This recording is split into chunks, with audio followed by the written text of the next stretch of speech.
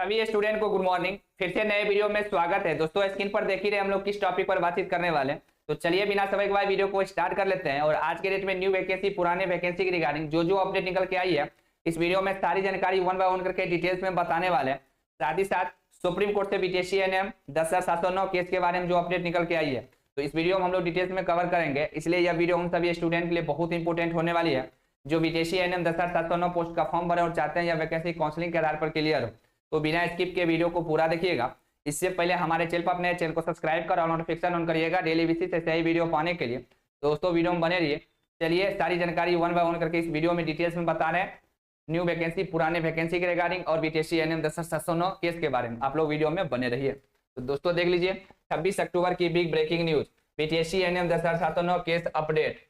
Counter file करने में इतना देरी क्यों हो रही है? अगर काउंटर फाइल 25 नंबर से पहले हो जाती है तो सुनवाई हो जाएगी समय से सुप्रीम कोर्ट में। सुप्रीम कोर्ट में 32,127 एएनएम बहनों की जीत होगी, क्योंकि बीटीएससी जेई के जैसे ही बीटीएससी एएनएम 10,709 की जजमेंट सुप्रीम कोर्ट देगी, नया एसएलपी से केस में डिले होगी। तो दोस्तों आपके मन में जो डाउट है, जो सवाल आप लोग के द्वारा पूछा जा रहा है, सारे सवाल हम आपको स्क्रीन पर ही लिख दिए। चलिए एक एक प्रश्न के हम आपको जवाब दे रहे हैं। साथ ही साथ देखिए यहाँ पे सुबह में 45,000 सीएचएसओ की होगी बहाली। तो न्यू वैकेंसी, पुराने वैकेंसी, बीटीएससी एएनएम 10,709 केस के बारे में सभी जानकारी इस वीडियो हम लोग कवर कर रहे हैं। आप लोग वीडियो में बने रहिए। तो पहला सवाल आप लोग के द्वारा पूछा गया है, देख लीजिए, ठीक है। तो काउंटर फाइल करने में इतना देरी क्यों हो रही है, तो इस पे हम आपको क्लियर कर बता दिए। जो सिर्फ और सिर्फ बाबू ने भैया सबसे बड़ा रुपया, पैसा के कारण ही जो है ना इतना डिले हो रही है काउंटर फाइल करने में। अगर 25 नंबर से पहले काउंटर फाइल हो जाती है तो समय से सुनवाई हो जाएगी।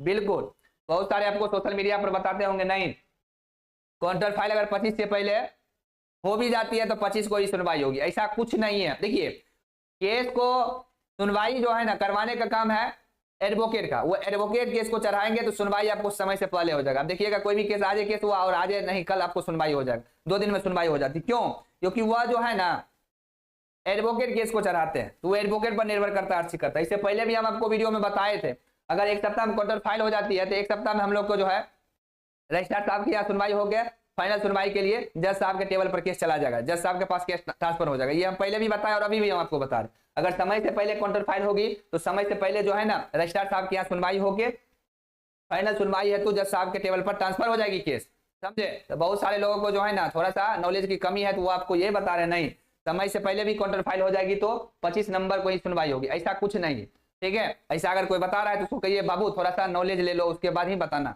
समझ में आ गया ये? चलिए अगला देखिए, सुप्रीम कोर्ट में 32,127 एएनएम बहनों की जीत होगी, क्योंकि बीटीएससी जेई जैसे ही बीटीएससी एएनएम 10,709 की जजमेंट सुप्रीम कोर्ट से देगी। ये बात तो है। देखिए दोनों में नेचर सेम था, कहानी सेम था, हर चीज सेम है, ठीक है। तो बीटीएससी जेई का भी जो जजमेंट 18 अक्टूबर को मिला, ये आपको पता होना चाहिए, समझे। मतलब पिछला ही जो है ना 18 सितंबर को सुनवाई हुई थी। फाइनल सुनवाई कब हुई थी? 18 सितंबर को सुनवाई हुई थी और 4 अक्टूबर को फाइनल जजमेंट मिला। सुनवाई फाइनल आपको 18 सितंबर को हो गया था और 4 अक्टूबर के फाइनल जजमेंट मिला। तो नेचर सेम है, हर चीज सेम है, इसलिए बीटीएससी एएनएम 10,709 ही, समझे, का भी जजमेंट पुराने नियमावली पर ही सुप्रीम कोर्ट देंगे, समझे कि नहीं। तो समझ में आ गया। चलिए अगला प्रश्न है आपको, नया एसएलपी से केस में डिले होगी या नहीं। दोस्तों हम पहले भी बता दिए और अभी भी बता दिए, ठीक है। इससे देखिए बीटीएससी एएनएम 10,709 जो है ना वैकेंसी सिलेक्टिव जितना केस होगा, मान लीजिए 50 एसएलपी हुआ, 100 एसएलपी हुआ, ठीक है। तो अगर एक केस में, मान लीजिए अंजलि कुमारी केस में, ठीक है, 22,730 में अगर जजमेंट हो गया, ठीक है, तो सब में ये लागू होगा। जैसे पटना हाईकोर्ट में डबल बेंच में, आपको भी पता होना चाहिए, हम लोग को केस रिजर्व था फिर भी लोग केस कर रहा था, समझे कि नहीं। तो उससे क्या हो गया, हम लोग को फाइनल जजमेंट मिल गया, बाकी केस को क्या किया गया, डिस्पोज कर दिया गया। वैसे ही यहाँ पे होगा, जैसे ही इसमें फाइनल जजमेंट मिल जाएगा बाकी सब केस को क्या होगा, डिस्पोज कर दिया जाए, यही होता है। इसलिए नया एसएलपी से कोई डिले नहीं होगी। अगर कोई कह रहा है नया एसएलपी से डिले होगी तो ऐसा कुछ नहीं होगा, ठीक है। तो इसीलिए आप लोग को टेंशन नहीं लेना है और नहीं आपको परेशान होना है। समझ में आ गया? कोई दिक्कत?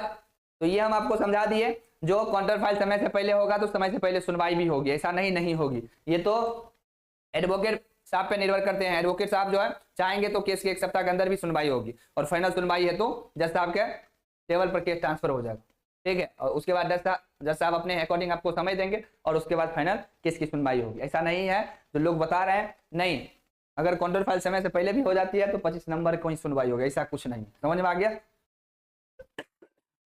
ये तो समझा दिए बीटीएससी जेईई केस के में जो जजमेंट आया वैसे ही बीटीएससी एनएम 10/709 में ही जजमेंट आएगा। और नया एसएलपी से क्या होगा ये भी हम आपको बता दिए, कोई फर्क केस पर नहीं पड़ेगा।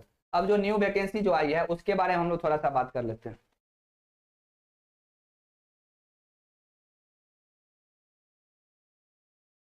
देखिए यहाँ पर ये वैकेंसी आपको ही पता होना चाहिए, बाढ़ से ही फंसी हुई है। सूबे में 4500 CHSO की होगी बहाली। हेल्थ सब सेंटर और हेल्थ वेलनेस सेंटर में 45 कम्युनिटी हेल्थ ऑफिसर CHSO बहाली की प्रक्रिया अगले माह नवंबर से शुरू होगी। राज्य में 4 विधानसभा क्षेत्र में उपचुनाव के कारण आचार संहिता है। ऐसे में स्वास्थ्य विभाग CHSO बहाली की वैकेंसी जारी करने के लिए चुनाव आयोग से अनुमति लेगा। मुख्य सचिव के माध्यम से चुनाव आयोग से अनुमति लेने संबंधी आग्रह पत्र भेजने की तैयारी है। स्वास्थ्य विभाग के अधिकारियों को उम्मीद है कि चुनाव आयोग से अनुमति मिल जाएगी और नवंबर में वैकेंसी जारी कर दी जाएगी। दरअसल CHSO की बहाली पिछले 8 माह से अलग अलग कारणों से अटकी हुई है। सबसे पहले मार्च में वैकेंसी जारी हुई थी, सामान्य कोटि में रिक्त नहीं होने के कारण हंगामा होने पर वैकेंसी स्थगित की गई। बाद में आरक्षण कोटा 50 से बढ़ाकर 65% के मामले में ये वैकेंसी अटकी है। राज्य सरकार के नीतिगत निर्णय के आधार पर अब 50% आरक्षण के आधार पर ही वैकेंसी जारी होगी।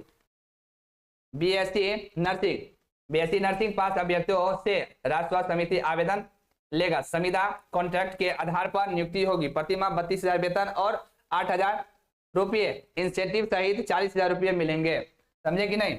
उसके बाद आगे देखिए, आवेदकों की अधिकतम उम्र सीमा आपको दिया है 42 से 43 वर्ष तक। ठीक है, आवेदन करने वालों की न्यूनतम आयु 21 वर्ष होगी। अधिकतम उम्र सीमा अलग अलग कोटि के लिए अलग अलग होगी।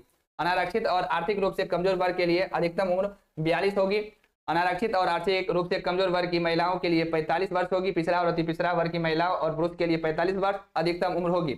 अनुसूचित जाति और अनुसूचित जनजाति वर्ग के अभ्यर्थियों के लिए अधिकतम उम्र सीमा 43 वर्ष होगी। दिव्यांग अभ्यर्थियों को उम्र सीमा में अधिकतम 10 वर्ष की छूट का प्रावधान होगा। स्वास्थ्य विभाग से जुड़े कर्मियों को भी आवेदन में 5 वर्ष तक की छूट मिलेगी। तो ये हम आपको पहले ही बता दिए, सभी वैकेंसी आपको नवंबर में देखने को मिलेगी। समझे कि नहीं? और कल भी हम आपको वीडियो बनाए थे, उसमें भी हम आपको क्लियर कर दिए थे, जो ANM GNM फार्मासिस्ट, उसके बाद आपको x-ray lab technician OT CHSO, हर एक वैकेंसी के बारे में आपको क्लियर करके बताए थे। सभी आपको छठ पूजा बाद जो है ऑनलाइन आवेदन चालू हो जाएगी। तो सिर्फ और सिर्फ अभी बच्चों को पढ़ने का काम करना है। तो जो बच्चा पढ़ रहा है, ठीक है, नहीं पढ़ेंगे तो फिर दिक्कत ही दिक्कत। पढ़ना तो आपको पड़ेगा ही पड़ेगा, हंस के पढ़िए या रो के पढ़िए। अगर आपको क्लास लेनी है, समझे कि नहीं, अभी क्योंकि आपको भी पता होना चाहिए, हर एक जैसे जैसे वैकेंसी आएगा वैसे वैसे हम आपको क्लास लेके देंगे। तो अभी सिर्फ ANM की क्लास चल रही है, जो 15,089 पदों पर जो वैकेंसी आएगी, इसके लिए हम आपको नंबर दे देते हैं 8051305735। ठीक है, इसी पे आपको 499 करना है। समझे? गूगल पे या पेटीएम से करना है।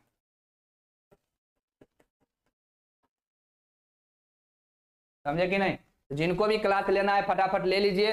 टोटल अभी हम आपको 800 जो है ना 800 क्वेश्चन हम आपको करा दिए। समझे? इसका PDF अभी आपको मिल जाएगा। जैसे ही आप क्लास लेंगे इसका PDF आपको मिल जाएगा। तो अभी 15,089 पदों के लिए लगभग हम आपको 4,000 से लेके 4,500 प्रश्न पढ़ाने वाले हैं। कितना? 4,000 से लेके 4,500 प्रश्न हम आपको पढ़ाने वाले हैं। ठीक है, इसमें आपको 499 ही लगेगा। अगर हो सकता है, मान लीजिए वैकेंसी जारी हुई, हो सकता है अगर सिलेबस चेंज हो गया तो फिर भी 499 भी पढ़ाएंगे। समझे? बहुत सारे लोग उस समय कहेंगे नहीं सिलेबस सब चेंज हो गया, पेमेंट अब अलग से लगेगा। ऐसा कुछ नहीं है, मेरे पास बस एक बार कर दिए, उसी में हम आपको पढ़ाएंगे। इसलिए फटाफट बैच ले लीजिए और पढ़ना स्टार्ट कर दीजिए। 12 बजे आपको दिन में जुड़ना है, यूट्यूब पर लाइव क्लास चलती है, और नाइट में आपको 9 बजे जुड़ना है। ठीक है, दोनों में लाइव क्लास चलती है यूट्यूब पर। ठीक है, प्रश्न पूछने की आजादी है, प्रश्न पूछ सकते हैं। तो चलिए 12 बजे लाइव आना सभी स्टूडेंट नहीं भूलेंगे। जो भी आज के डेट में अपडेट निकल के आई है, न्यू वैकेंसी, पुराने वैकेंसी और BTSC ANM के बारे में पूरी जानकारी इस वीडियो में बता दी है। तो जो भी स्टूडेंट चैनल पर नया है, चैनल को सब्सक्राइब कर और नोटिफिकेशन पर शेयर कीजिए, और वीडियो को ज्यादा से ज्यादा अपने दोस्तों को भी शेयर कीजिए। जैसे ही 12 बजे लाइव आएंगे आपके पास नोटिफिकेशन पहुंच जाएगा। Thank you.